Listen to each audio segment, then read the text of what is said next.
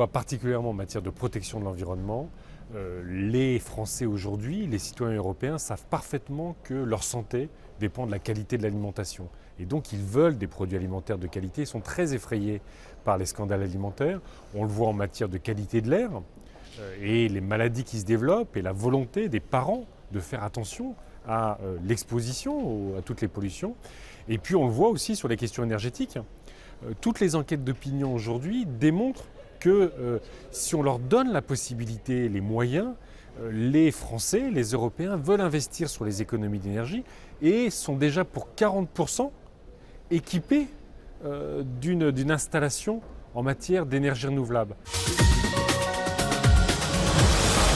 Et je dirais que ça va même plus loin, parce qu'on voit que par exemple en Allemagne, où le secteur des énergies renouvelables augmente très rapidement, la moitié des capacités de production sont possédées par les citoyens. Donc ça n'est plus simplement l'action pour la protection de l'environnement au quotidien, c'est la reprise en main de la question énergétique. C'est-à-dire ils consomment moins d'énergie chez eux et l'énergie dont ils ont besoin, ils l'installent soit directement chez eux, soit ils participent à des projets collectifs de renouvelables et ils partagent l'énergie. Donc c'est plus simplement protéger la planète, c'est aussi reprendre en main sur la question de l'alimentation ou sur la question de l'énergie son destin.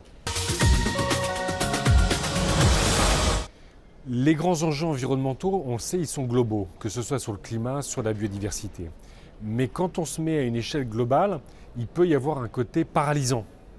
Parce qu'on se dit c'est tellement énorme, les tempêtes qu'il y a en Bretagne ou ailleurs, c'est tellement énorme que finalement on ne peut pas agir.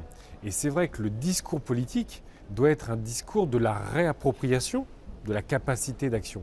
Et agir au quotidien, agir dans son environnement, c'est déjà participer à la résolution des problèmes globaux. Et donc il faut trouver un discours qui soit à la fois moral, au sens le plus positif du terme sur le défi climatique, la biodiversité, et en même temps que ce ne soit pas un discours moralisateur, un discours qui responsabilise, mais qui ne soit pas un discours culpabilisateur.